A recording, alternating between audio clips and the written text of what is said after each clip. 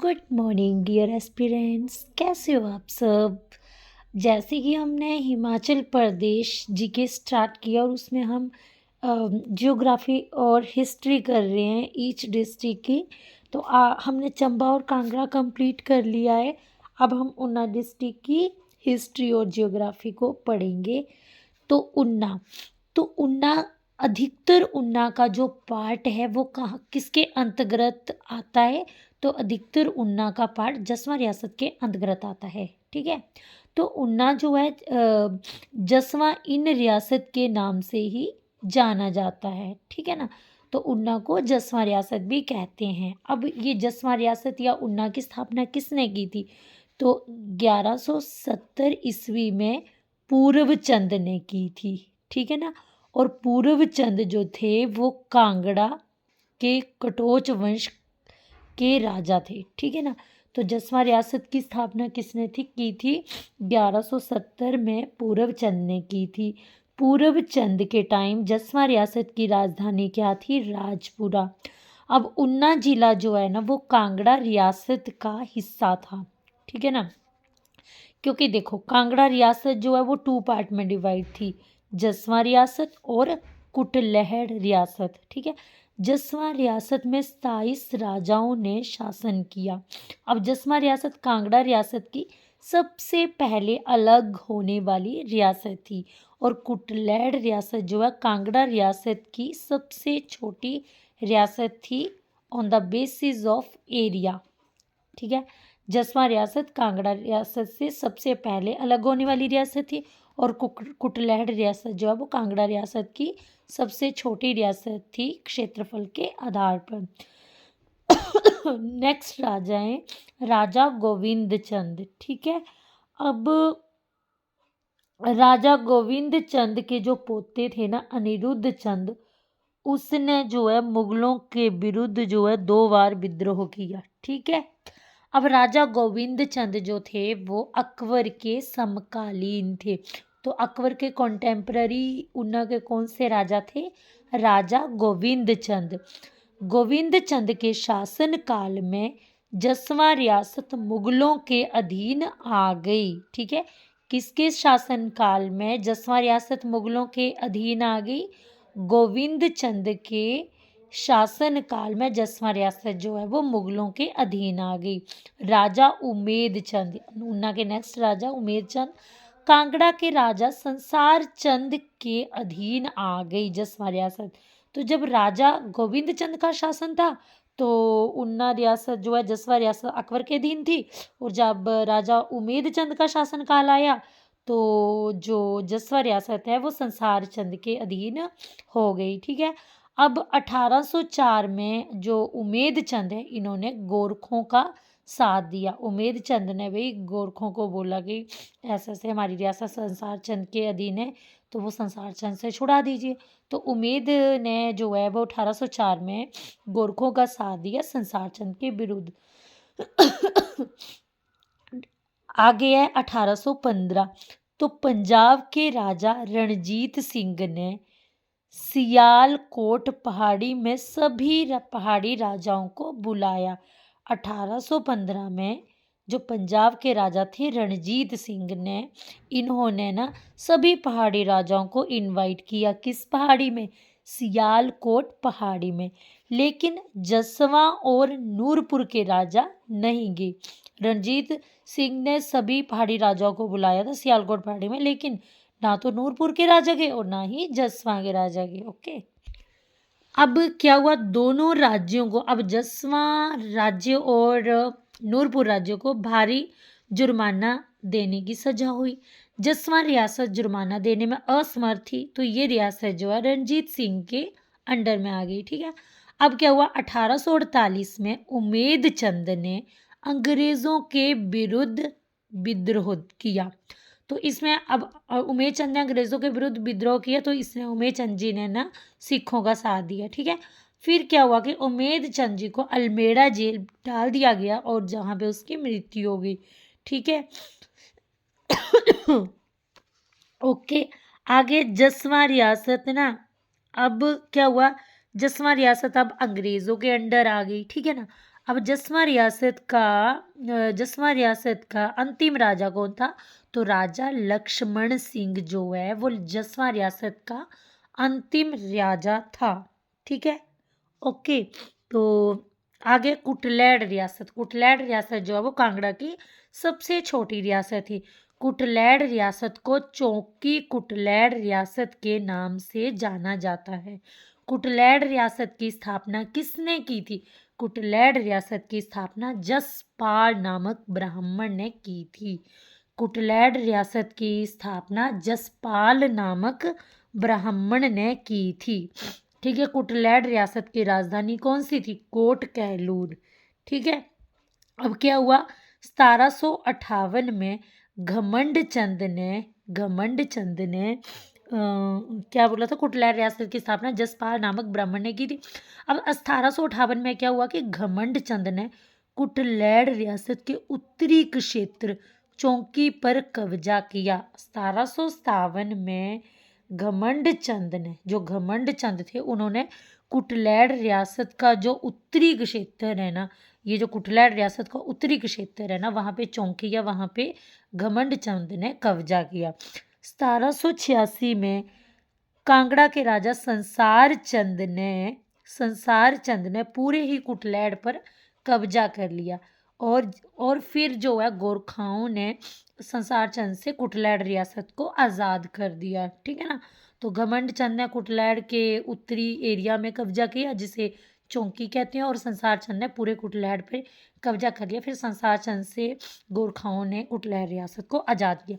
अब क्या हुआ कि 1809 में कुटलैड़ रियासत सिखों के अंडर हो गई और 1825 में इस कुटलैड़ रियासत के राजा नारायण पाल ने रणजीत से युद्ध किया। ठीक है ना, तो नारायण पाल ने 1825 में रणजीत सिंह से युद्ध किया। कहाँ पे किया? कोटवाल वाह किले पर। ठीक है ना, तो अब क्या किया कि उसके बाद क्या हुआ कि अहमद शाह दुर्रानी ने ना जो घमंड चंद है कांगड़ा के, इसको पहाड़ी क्षेत्र का सूबेदार बना दिया। ठीक है ना, अहमद शाह दुर्रानी ने कांगड़ा के घमंड चंद को पहाड़ी क्षेत्र का सूबेदार बना दिया। वो कोटवाल वाह किले पर जो है वो कोटवाल वाह किले पर जो है 1825 में, अच्छा ठीक है, ओके। उसके बाद है कुटलैड़ रियासत के अंतिम राजा कौन थे? तो कुटलैड़ रियासत के अंतिम राजा जो है, ये लाइन पता नहीं क्या लिखी है, ये बाद में बताऊंगी। कुटलैड़ रियासत के अंतिम राजा जो है वो बृजमोहन पाल थे। बेटा यहाँ से क्वेश्चन नहीं आएंगे, ये तो एक्स्ट्रा एडिशन है, बस ये पूछेंगे कुटलैड़ रियासत के अंतिम राजा कौन है? बृजमोहन पाल। जसवां रियासत के अंतिम राजा कौन है? राजा लक्ष्मण सिंह। ठीक है ना, तो आगे 1848 में क्या हुआ कि बेदी बिक्रम सिंह ने अंग्रेज़ों के विरुद्ध विद्रोह किया और कुटलैड़ रियासत जो है बेदी शासन के अंडर आ गई। ठीक है, अब हिमाचल प्रदेश का जब गठन हुआ तो उस टाइम कुटलैड़ का राजा कौन था? महेंद्र पाल बहादुर। हिमाचल प्रदेश गठन के टाइम कुटलैड़ रियासत का राजा कौन था? महेंद्र पाल बहादुर। अब करेंगे इसकी ज्योग्राफी ऊना की। तो ऊना ज़िले की स्थापना 1966 से पहले ऊना जो है वो होशियारपुर ज़िले की तहसील थी। होशियारपुर ज़िले की तहसील कब थी ऊना? तो होशियारपुर ज़िले की तहसील थी 1966 से पहले। 1966 से 1972 तक ऊना जो है वो कांगड़ा का भाग था। 66 से पहले होशियारपुर की तहसील थी, फिर 66 से 72 तक जो है ऊना कांगड़ा का भाग था। ठीक है, 1 सितंबर 1972 में ऊना जिला जो है वो अस्तित्व में आया। 1 सितंबर 1972 को ऊना जिला जो है वो अस्तित्व में आया।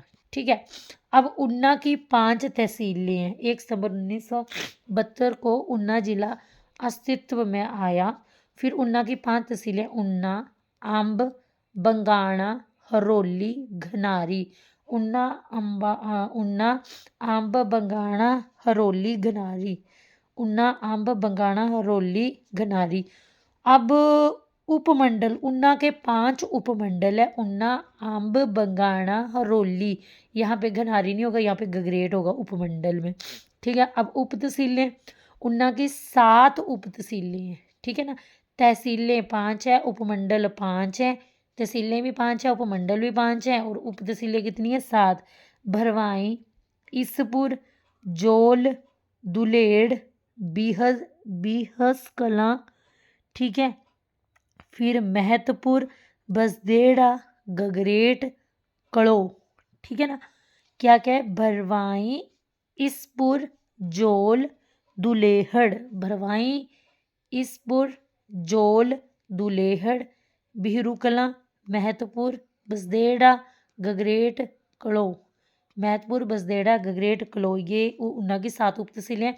उन्ना के 5 विकास खंड है, उन्ना, अंब, बंगाणा, हरोली, गगरेट। उन्ना, अंब, बंगाणा, हरोली, गगरेट, ये 5 विकास खंड है, 7 उप तहसीलें हैं।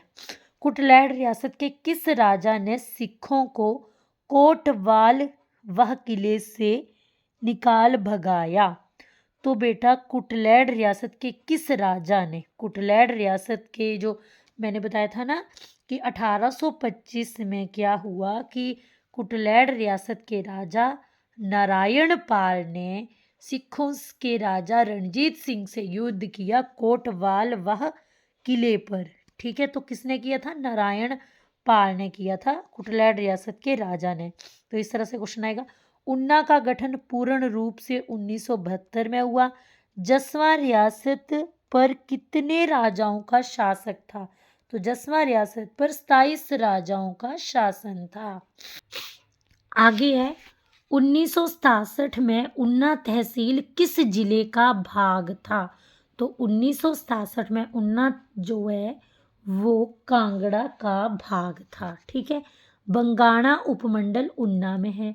उन्ना का सबसे बड़ा गांव देहला है, और उन्ना का प्रशासनिक विकास खंड जो है वो कितने हैं? उन्ना के प्रशासनिक विकास खंड 5 हैं। तो बेटा इस तरह से क्वेश्चन आते हैं। ओके। तो ये थी उन्ना की हिस्ट्री। अब हम करेंगे उन्ना की जियोग्राफी। उन्ना का रिलेशन बाबा कलाधारी से है। ये है आपका उन्ना। उन्ना के ऊपर कांगड़ा डिस्ट्रिक्ट आती है। ठीक है ना। ऐसे यहाँ पे ऐसे है चंबा, फिर यहाँ पे कांगड़ा है ना, फिर उन्ना है ना, उन्ना है, फिर ऐसे हमीरपुर है, फिर नीचे बिलासपुर है। तो यहाँ पे उन्ना के ईस्ट में हमीरपुर और ऐसे बिलासपुर है। ठीक है ना।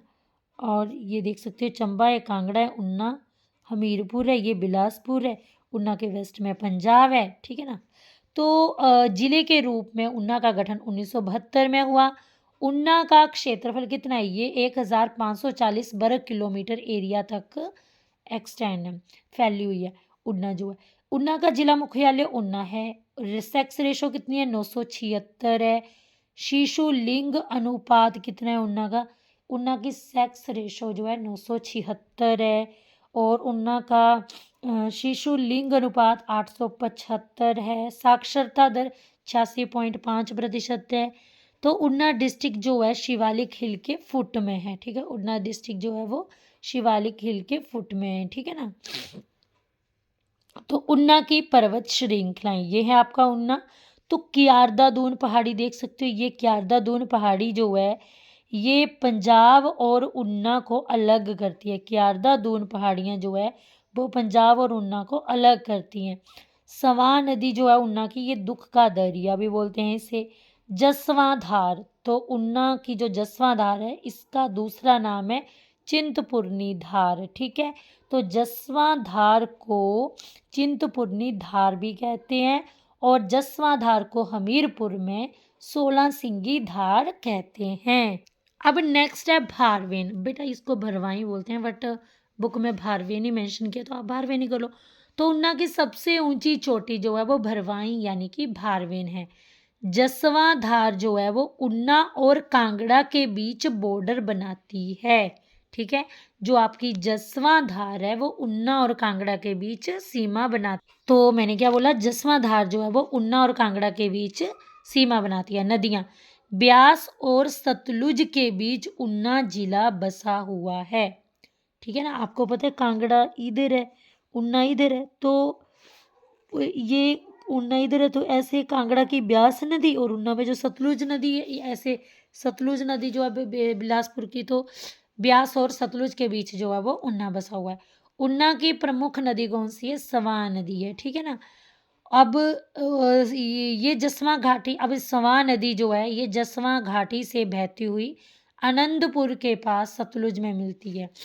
तो ऊना की जो स्वां नदी है ना, ये जसवां घाटी से बहती हुई, ये ऊना की स्वां नदी जो है ये जसवां घाटी से बहती हुई आनंदपुर के पास जो है वो सतलुज में मिलती है।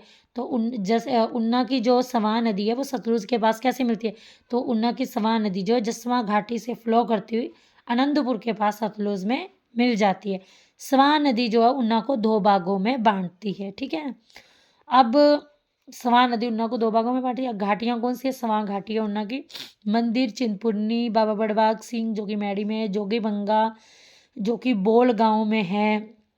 ठीक है। बाबा नांगा संतोषगढ़ हैं, बाबा रुद्रानंद, ये सभी ऊना के मंदिर हैं। आगे अदर टेम्पल भी हैं, गरीबनाथ टेम्पल, कोटला कला शिव मंदिर, गरीबनाथ टेम्पल, कोटला कला शिव मंदिर, शिव बाड़ी टेम्पल जो कि अम्बोटा का है, जमासनी देवी बंगाणा और चमुखा मंदिर। तो ऊना के अदर टेम्पल कौन है? गरीबनाथ मंदिर, कोटला कला शिव मंदिर ऊना का है, शिव बाड़ी टेम्पल जो कि अम्बोटा में ऊना में शिव बाड़ी। ठीक है। जमाशी देवी बंगाणा में और चमुखा मंदिर। ठीक है। गुरुद्वारा बेदी साहिब कहाँ है? ऊना में। गुरुद्वारा बेदी साहिब कहाँ है? ऊना में।